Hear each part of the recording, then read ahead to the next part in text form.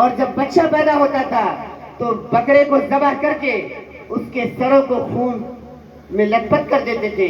ایک روایت میں ہے کہ پورے بدن کو خون سے لت پت کر دیتے تھے. یہ زمانے جاہلیت کا معاملہ تھا. میرے آقا آئے, آپ نے اسلامی تعلیمات سکھائی, آپ نے عقیقہ کا نظام بنایا اور آپ نے عقیقہ کر کے دکھایا. یہ عقیقہ کیا ہے؟ یہ 7ویں دن کرنا یہ سنت ہے. اس کے بعد پوری زندگی میں کبھی بھی آپ عقیقہ کر لیجئے, مستحب ہے. اب عقیقہ کیا ہے کہ جب بچے کا یا بچی کا عقیقہ ہو جاتا ہے تو حقیقتاً یہ ہے کہ اللہ تعالیٰ اس کو آفات سے, مصیبتوں سے, بلاؤں سے دور کر دیتا ہے.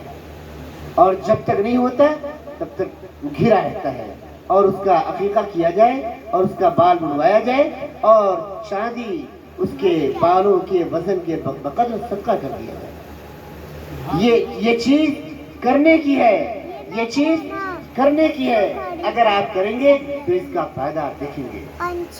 میرے عزیزوں, ہمارا بچہ مسلمان ہے تو ہمیں بنیادی تعلیمات سکھانا یہ ماں باپ کی ذمہ داری ہے. کلکم راعی وکلکم مسئول عن رعیتہ, او کما قال علیہ الصلوۃ والسلام.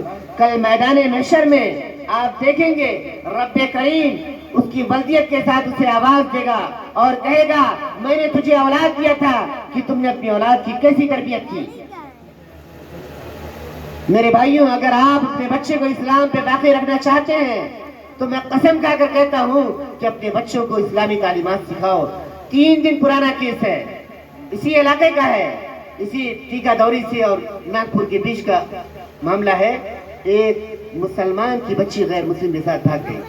ابھی 4 دن پرانا واقعہ بتا رہا ہوں میں. میرے بھائیوں, بہت حالات خراب ہو رہے ہیں. اگر آپ نے اپنے بچوں کو, اپنی بچیوں کو اسلامی تعلیمات نہیں سکھایا تو پھر یہ ان کا جمنا, ان کا سنبھلنا اور ان کا اس پر دوام, استقامت بہت مشکل ہوگا. اس لیے آخرت میں بھی ہمیں جواب دینا ہے. اللہ نے اولاد دیا ہے, اللہ پوچھے گا.